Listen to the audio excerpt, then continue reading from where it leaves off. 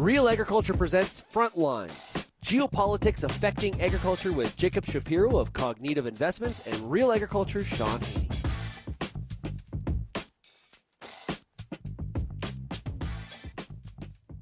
Shaun Haney of Real Agriculture, joined by my co-host here. It is Jacob Shapiro of Cognitive Investments. Hey, Jacob, how's it going? Shaun, it's good to be back with you. I'm glad that nothing is happening in the world geopolitically for us to talk about. We're really going to have to scrape the bottom of the barrel. Oh, no kidding. It's a bigger challenge is what are we not going to talk about to try to make this sure it's not 2 hours. Okay, I want to start with India, very much in the news right now, hosted the G20 summit. But coming out of that, some very interesting happenings as we saw last week in the House of Commons. Prime Minister Trudeau basically say that making these allegations that they have intelligence showing that the Indian government was involved in a homicide on Canadian soil, or some have called it an assassination. I want to put that aside for a second. I want to go back to India and learn a little bit more about the inner workings there. What should we know about Prime Minister Modi? What motivates him? Well, before we get to Modi's motivations, the first thing we just have to say about India is this is a country of over 1 billion people. It has several, I forget how many languages the different regions and different states and stuff like that speak. Like, it is very hard to speak about India as one country. The thing that is so unique about Modi is that he's trying to make it a single country, and he's trying to basically upend the general prevailing political ideology of India since its independence from the British Empire, which was, we are multicultural, we are diverse, we are all of these things, and it's a big democracy, and it's a tent for everyone, and everyone gets along, and things like that. And that's not, I won't say Modi's against that. I can already hear his supporters saying, oh, here comes the white guy coming to criticize Modi. There's pros and cons to this. The thing you need to know about Modi is he's a Hindu nationalist.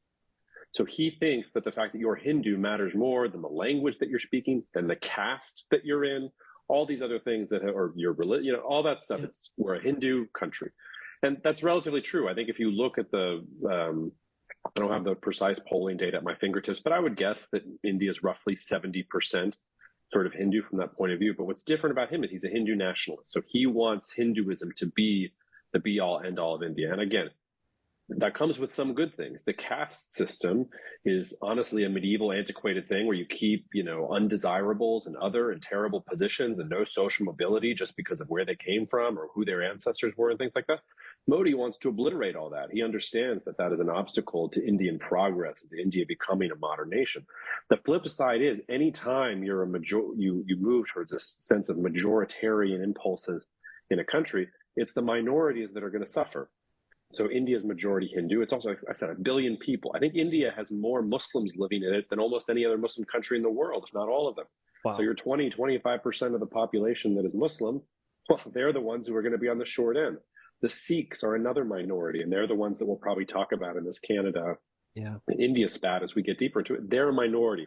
And in general, anytime you have a majority that is trying to remake a country in its image or say, no, the ism here, the motivating principle of the country is to protect this majority or this religion or this ideology, it's usually the minorities who hurt the most. So it's kind of a mixed bag there. But if you really just want the very simple, who is Modi? How is he different? What is he trying to do? He's a Hindu nationalist. He's the first truly powerful Hindu nationalist to lead India since independence. Now, is it a democracy in the definition that the Western world would say it's a democracy, or is it sort of like a quasi-democracy that sort of use that as a bit of a shield for some more authoritarian kind of behavior? How do you describe that? It's a democracy. Excuse me, as you can hear, I'm fighting through a cold. I know you are too, Shaun. So I apologize in advance if I'm giving you my Grammy Award-winning voice here. Look, it absolutely is a democracy. Democracies don't have to be liberal. The majority of people don't have to pick liberal ideas or embrace liberal principles and things like that. But also, if you go back to the founding of, say, the United States of Canada and things like that, these were not, strictly speaking, democracies the way India is today. Everybody gets a vote in India. Speaking of my own country, in the United States, most people couldn't vote in the United States when the United States was founded. We sort of gave the franchise over many centuries as the country evolved to all these other people. But yes, very strictly speaking, India's a democracy. There's nothing nefarious about the Modi government and how it's come to power. And he is an incredibly popular leader. If you look at approval ratings, for Modi. People like him. The majority of people like him. And that's why he keeps on cleaning up in elections. And it's why his BJP party keeps doing well. And the Indian opposition is flailing around looking for alternatives and can't seem to find anyone. So I would not cast any aspersions on India's democracy, but just because a country is a democracy doesn't mean that it's liberal. And this is a mistake we've been making in the West. I mean, probably since before 9/11, but the whole U.S. war on terror and the idea that we're going to build a democracy in the middle of the Middle East with Iraq, even though there's no principles of liberalism and separation of powers and respect for minority rights and freedom of speech and all these other things, it's very, very hard to say, okay, like just we've now waved the wand. You're a democracy. You're now also going to believe in all these other principles that go along with liberal democracy, but are not necessarily what the majority of people want. Okay, that makes sense. You mentioned that India is a collection of a number of different backgrounds and regions, and Khalistan is I think I'm saying that correctly, is one of those that's factored into the situation with Canada. Can you give us a brief kind of background here so we can understand what is happening with those people and the conflict and being deemed terrorists by Modi? And then that'll kind of allow us to understand how we got to where we are potentially. Yeah, I'll give you a very broad overview. If folks are interested in this topic, there's a book recently, I'm forgetting the author's name, but Midnight's Furies is the name of the book. And it is a very short, accessible book about India's independence and all the things that are still operative today that happened with that. And that goes to the India-Pakistan rivalry. It goes to the creation of Bangladesh. It goes to this, all these other things is there. And if you want to study Indian history, I mean, you could spend an entire lifetime studying this and you wouldn't get there. Khalistan, as you say, it's really just the idea that the Sikhs should have a homeland of their own. And it's not, I'm sure some of them will get mad at me when I'm talking here, at least from my understanding of history, there really isn't a precedence for this until roughly the middle of the 1800s. So the British come, they subjugate large parts of India. There is a group of Sikhs in the Punjab who create a Sikh empire for 50 or 60 years. And eventually the British destroy them in a series of wars, and they assert control overall of India, and they bring it into the empire itself. There has still, though, been a faction of Sikhs since that time that want to return to that golden age, that want to return to the Sikh empire of the past. This was the best time for Sikhs in general, and that's how it should go going forward. One of the reasons that there isn't an independent Sikh state is because when India became independent from Britain, religion was really the demographic that the British cared most about. So Pakistan, majority Muslim lands, that's why it sort of gets broken off, although it's more complicated than that. There were no parts of India where the Sikhs were technically a majority. So they reached like 40% or something like that in a couple of regions of the Punjab, but they weren't a majority anywhere. And so the British said, well, so we're not going to like put our weight behind an independent Sikh republic or anything like that. It's just going to be part of India, and India is going to work.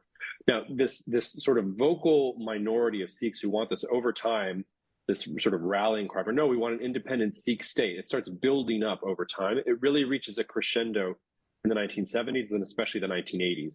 And at this point, that faction gets powerful enough. They take over one of the holiest Sikh sites in the Punjab, and the Indian government, led by Indira Gandhi, sends Indian troops in and clears out the place. They kill one of these Sikh leaders. They put an end to this mini uprising in the 1980s. And in response, two of Indira Gandhi's bodyguards, who were Sikhs, assassinate her. And then you get riots, Hindu riots across the country. They kill thousands of Sikhs as the communities are going back and forth and fighting and things like that. And it's been simmering roughly since then, but you still have that very vocalized radical minority that thinks of this, no, we want to go back to this independent Sikh state. We don't want to be a part of India. And, you know, the latest manifestation of this, and it wasn't directly this, but you might remember when India was pushing those agricultural reforms or those farmer reforms a couple of years ago, and there were those huge protests that Modi eventually had to bend to. The Sikhs led a lot of those protests. They were the ones who were angry about this. And you could sort of see there, okay, they don't want to be part of this. They don't like these reforms. You're now starting to impact on their livelihood. And I think that's where some of it got reanimated. And now you have it in the front lines again. But I think it's important to emphasize this is the minority of the Sikh population. And they're really, unless you want to go back to the 1800s, as far as I know, and anyone can reach out and correct me if you want, I've been doing a crash course on this myself over the past couple of weeks. There's not a whole lot of precedence here for sort of an independent Sikh state in that part of the world, because this part of the world has been so populous, so diverse, so dense. that really has always been a patchwork quilt of all these different principalities, even when it was ruled by particular emperors or particular empires. So that brings us to the present. The prime minister stands up in the House of Commons and brings forth allegations that they have intelligence that some member of the Indian government or the Indian government itself was involved in the assassination of a Sikh, a Canadian citizen on Canadian soil. It seems like this is pretty heavy stuff. What do we make of this allegation where the intelligence came from the Five Eyes Alliance, which involves a number of allied countries of Canada and the U.S.? What do we make of this? Yeah, so no matter what I do here, and I probably already have pissed off your listeners, but no matter what I say here, some of your listeners are going to be pissed off because, and I've already had this experience with some Canadians since this happened. Some of you hate Trudeau's guts and you don't think he can do anything possibly good or principled or anything like that. And some of you love Trudeau and think that all the people who hate Trudeau are absolute morons and country bumpkins who don't listen to anything. So I don't care about all that. I don't care to wade into that. Please don't interpret anything I'm about to say as supporting whatever your viewpoint is about Trudeau. I don't envy his position. He was in a very difficult position. I haven't seen the intelligence, so I can't evaluate it for myself. But I have to believe it was pretty convincing if he was willing to go out on a limb and say this. The other thing here is that this wasn't his first attempt to deal with it. He apparently tried to talk to Modi at the G20 about this issue. And the Indian government basically told him to screw off. They said, actually, no, you're the problem because you have been supporting all of these Sikh separatists and Sikh terrorists and things like that. So maybe you should do some self-searching and you should apologize to us. We have nothing to apologize to you for because we've done nothing. And even if we had done something, it probably would have been justified anyway. The trick here, though, for Trudeau is I don't see what publicly castigating India like this does for Canada's interest. Now, whatever you think of Trudeau, yep. I think we can all agree that we don't want other countries assassinating nationals of our own countries on our own soil. That seems to be a bad thing and something you would want a leader to take a principled stand on. It might even be worth sacrificing the national interest or specific trade interest in order to make that point. Because do we want the entire world to become, Khashoggi getting dismembered in Istanbul and Belarus can just bring down planes with, folks who have criticized their regime, take them off the plane, put them back in the air. India can go around assassinating people it doesn't like. That's a very dangerous world to live in. But the flip side of that is when you go after India publicly like that, India and Canada have been working on a free trade agreement for months. They were finally making some progress on it. There was supposed to be a trade mission here in a couple of weeks, and that's done. And that's because India is way more important and has way more potential for Canada as a market than vice versa. For the Indians, it's like everybody wants to trade with us. We're the prettiest girl at the dance. Everybody wants to move away from China. We're the billion-plus people with the good demographics, and we're the democracy and everything else. So you want to lecture us and tell us what to do without responding to any of our concerns about Sikh terrorism? Okay, great. No trade for you, and we're not going to be happy with you, and that's sort of going to be that. So I think the questionable thing for Trudeau here is, was it worth standing up and doing this? Because you're not going to change India's behavior. I don't think you're going to get any real recourse from this. And all you really functionally have done, you've ruined the opportunity for Canadian farmers or for other parts of Canadian industry to benefit from closer ties to India. Now, again, I can make the case that maybe it was worth it. But that, unfortunately, whether you think Trudeau had good intentions or not, that is the practical impact of what he's done. Yeah, and we saw UK Prime Minister Sunak come out very quickly after this and say, I'm paraphrasing, but, we're concerned, but we're still going to move ahead with potentially signing a free trade agreement with India from a UK perspective. Is, they're dealing with Brexit and trying to have all these free trade agreements all over the place in kind of a let's make a deal sort of fashion. We did see, though, U.S. National Security Advisor Jake Sullivan in a presser last week, I think it was on Thursday, kind of go after, or I guess address this head on, saying, we've been talking to India. We've also been talking to the Canadians. I want to make very clear that this hasn't created a wedge between Canada and the U.S. I think that to me that's one of the Prime Minister Trudeau's not only hopes, but he really needs this chip. He needs support from the U.S. on this, because if they are left on a Canadian island on this, there is nothing but repercussions from an economic standpoint in trying to do business with India. Is that fair? It is, and this is not the first time this has happened with Trudeau. It happened with the Saudi Arabia thing back in 2018. It happened with arresting the Huawei CFO. Of course, the United States behest, and we can make all the rule of law arguments and things like that. But this is where me as a geopolitical analyst, I'm always going to be biased from the point of view that I think interest-based foreign policy is probably going to get you where you want to go more so than ideologically based foreign policy. And you can see even the United States straining with this. India is the centerpiece of the United States Indo-Pacific strategy. If you want to push back against China, you want to open up new markets, you want new cheap labor, the United States has put a lot of energy and time and money into trying to build up a relationship with India. But you can't just sort of if you criticize them in this way, and maybe the United States was one of the countries that supplied some of the intelligence. There has been that insinuation in the media too. Yeah. And you're going to piss India off. You're going to send India right back into its non-aligned bubble. And India is going to say, well, we don't want to be aligned with anyone. And that's what India has been telling us, by the way, over and over for years. The translation of Modi's big signature economic policy is self-reliance. He wants India to be self-reliant in general. I don't know if you saw India's external affairs minister's speech at the UN. He was very much, he didn't call out this spat with the United States or Canada in particular, but he said, we are tired of countries invoking the rules-based order and just cherry picking when it suits them. Because when it came to vaccine diplomacy, or when it comes to climate commitments, or when it comes to food and energy security and things like that, these countries don't talk about the rule of law. But when it talks about a country like India fighting terrorism, suddenly we have to talk about the rule of law. I'm not supporting that point of view. I'm just saying that's what India is saying here right now. And the more you push them on this issue, the more you start to lose their support. And again, Saudi Arabia is a great country to think of in this context. The United States has a very, very close relationship with Saudi Arabia. That relationship frayed a little bit when he was a candidate then, now he's President Joe Biden, said some really not nice things about Crown Prince Mohammed bin Salman. Right. Most of them were probably true. And he has since had a fist bump with him and he's made everything okay. But how can you be cool with a relationship with a regime like Saudi Arabia and then turn around and say, oh, but we're not going to be friends with Iran, but Saudi Arabia is really, really bad. When you actually look at the actions of all these different regimes, like none of them are particularly comfortable in things like that, which is why I would always say interest is where foreign policy is probably going to be solved. And if you start trying to do the ideological thing, you just get caught in this never-ending circle. Another good example of this, and if you have any Indian listeners who are listening to this, they will hate the example or the distinction I'm about to draw. Not the distinction, the analogy I'm about to draw. Everybody in the West was upset about China getting rid of one country, two systems with Hong Kong, saying, okay, we're getting rid of Hong Kong having its own system and things like that. When the Indian government got rid of Kashmir's special status and cut off the internet and sent in Indian security forces to Kashmir, it was crickets in the West.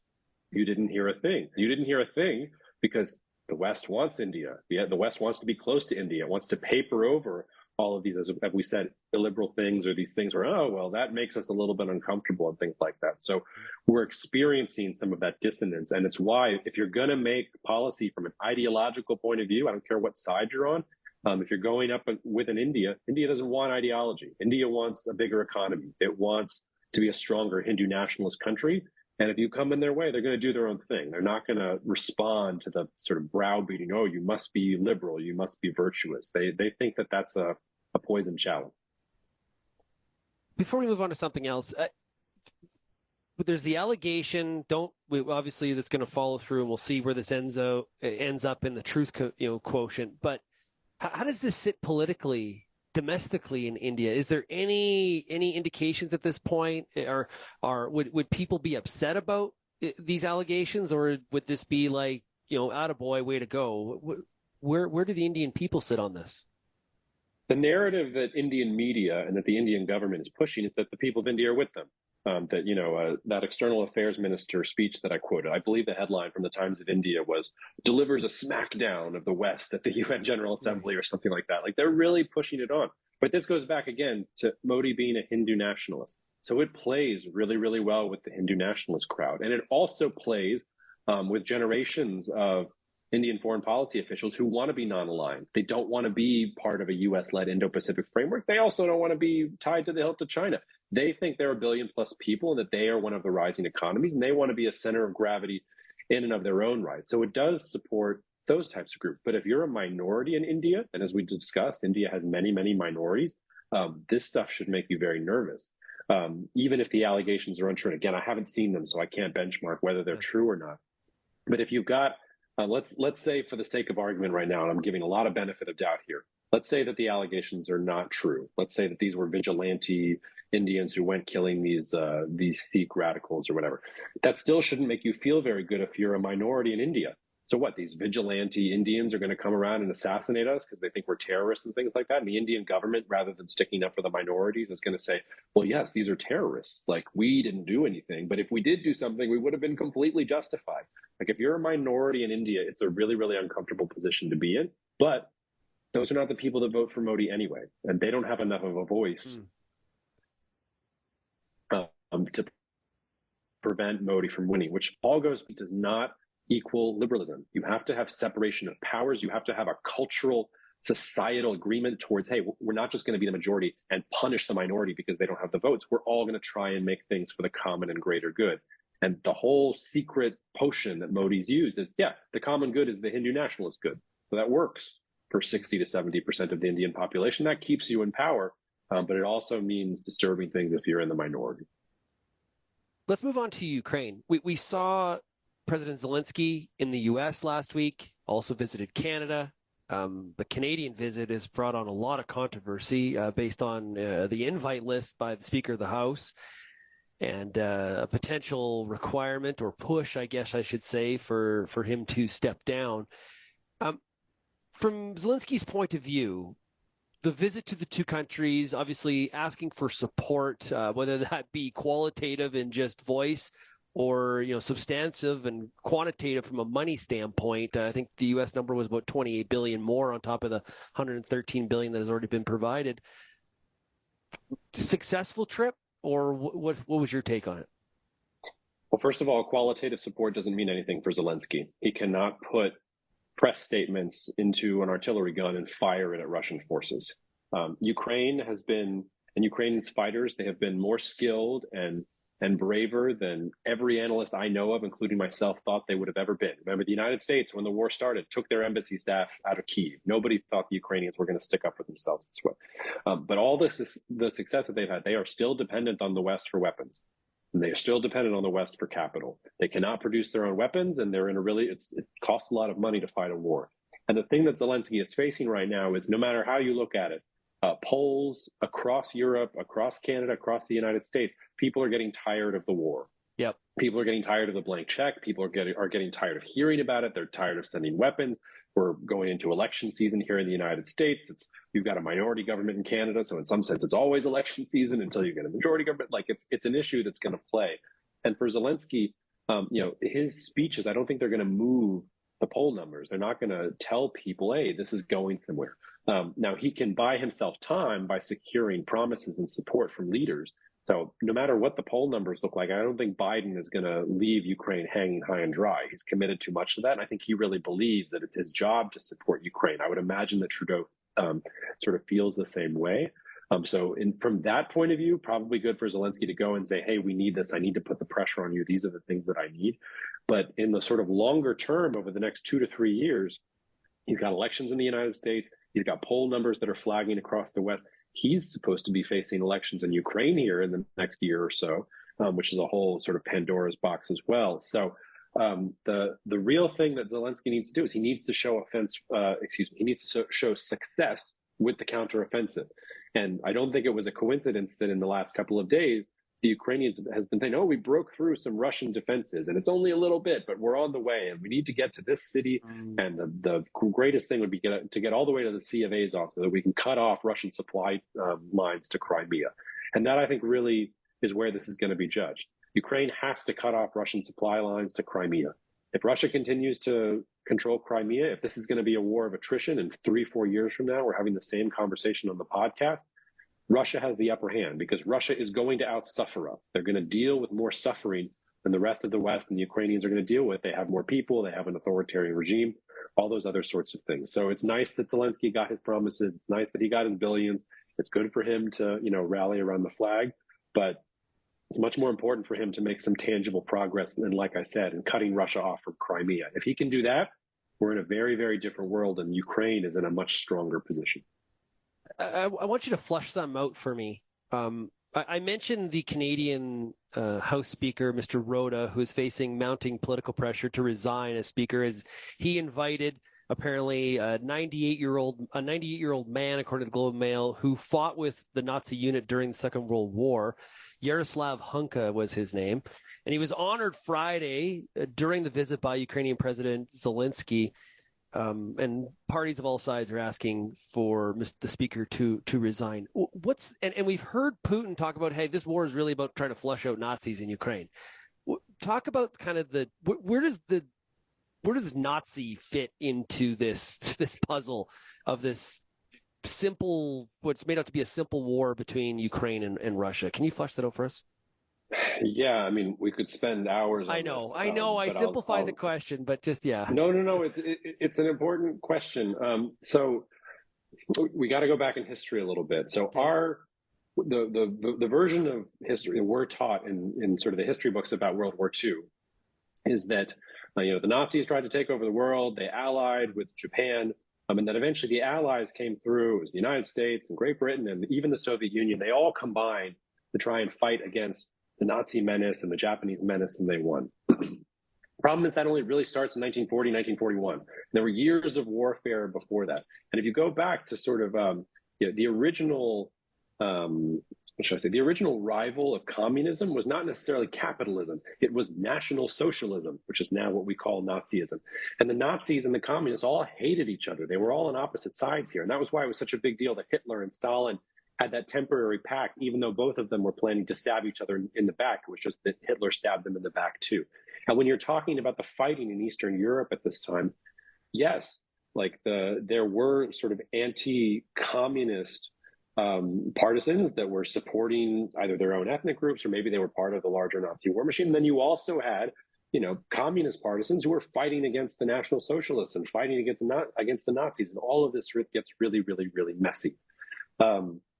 So you can imagine a world in which, yes, you could probably pluck a Ukrainian out who was fighting Soviet forces around the time of World War II.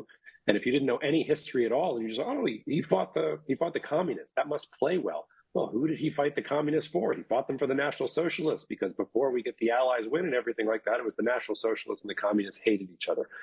So really, that Speaker of the House, he just needs better research staff. And if he's listening to this, we do this all the time. Happy to help you with your research and make like this is very, very easy due diligence for me. I'll give you a really nice rate. I'll also, let me just put some biases on the table here, because I think it's always important to put biases on the table. My grandfather was born in what is today Ukraine. It was Poland for a while. He was a Jew. He fled the Nazis and things like that. He eventually fought for the French army. So this is intimately personal for me. All the stuff that we're talking about, there's been a lot of self-righteous indignation. How could you salute this guy? Literally, my ancestors were the ones who died in this fighting. The people went at them. So, I don't know. He's 98 years old. It was a long time ago. I hate the way this stuff just sort of gets used as a political totem back and forth. And that's from somebody who actually has skin in the game with this one. Yeah. So, I was in a tweet thread, which can be dangerous sometimes. Very dangerous. But an X thread, an X thread. Sorry, thank you very much.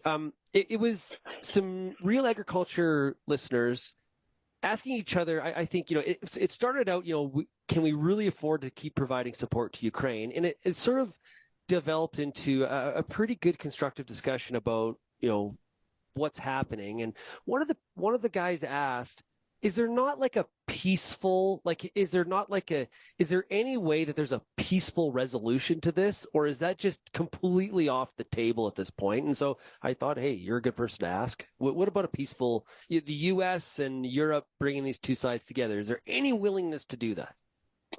I'll allude to, she's now former Finnish Prime Minister Sanna Marin, who is her own sort of controversial personage. But somebody asked her this question, is there not a peaceful solution? Shouldn't we be pushing for a peaceful solution? And she said, yes, there absolutely is a peaceful solution. Russia can go back to its borders before the war started and we'll have peace. And that's the answer to your question. If the Russians want to stop attacking these positions, there will be peace. There has been and will be interest in the United States, in Europe, probably even in Ukraine, for a negotiated settlement if it involves Ukraine getting its territory back or most of its territory back. I think you could maybe open up a conversation about Donetsk and Luhansk. But as long as Russia's going to control Crimea and say they're the ones that are going to control ingress and egress for the Black Sea for Ukraine ships, Ukraine can't stand for that right now. And that's their territory. It's their sovereign territory.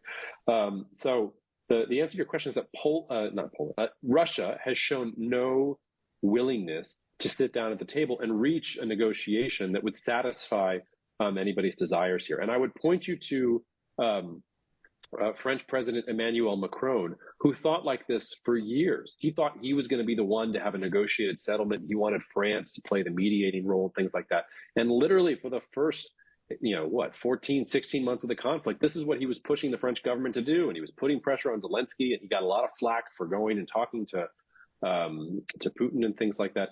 And actually, France, in just the last couple of months, has done a 180.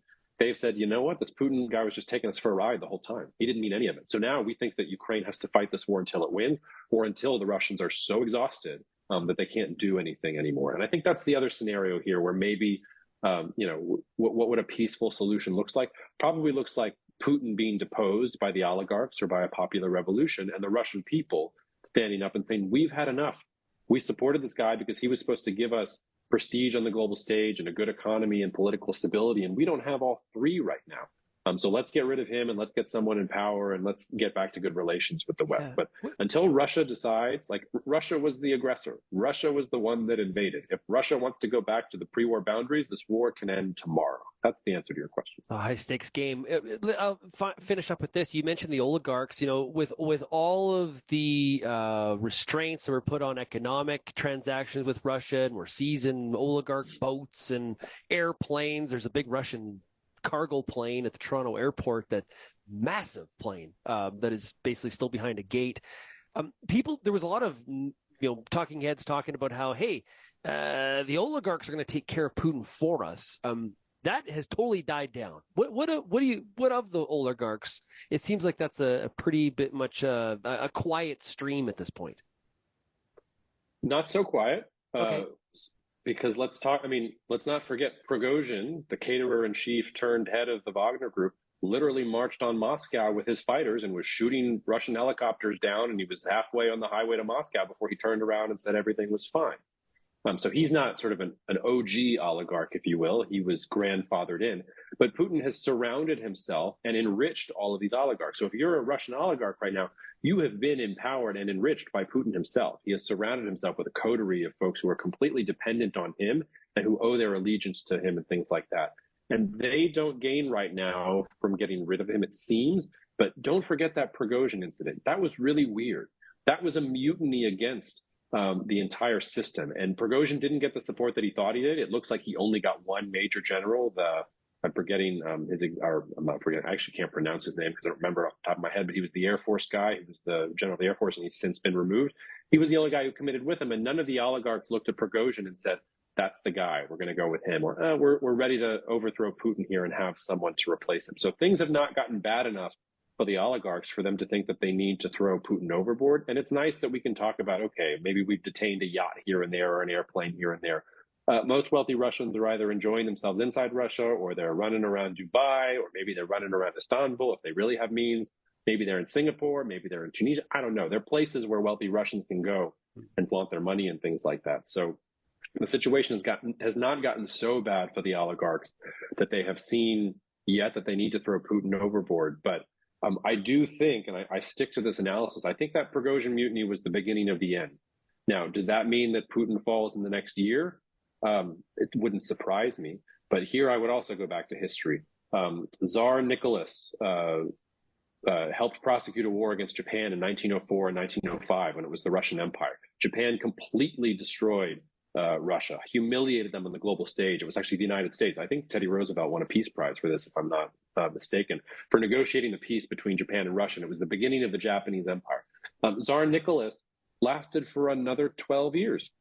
He had to create the Duma. He had to give more power to the people and things like that. But he lasted long enough to where he was still the Tsar. He helped start World War I. He fought World War I for 2 years, and millions of Russians died in that fighting before the Russian people finally rose up and said, enough is enough. We're getting rid of the Tsar.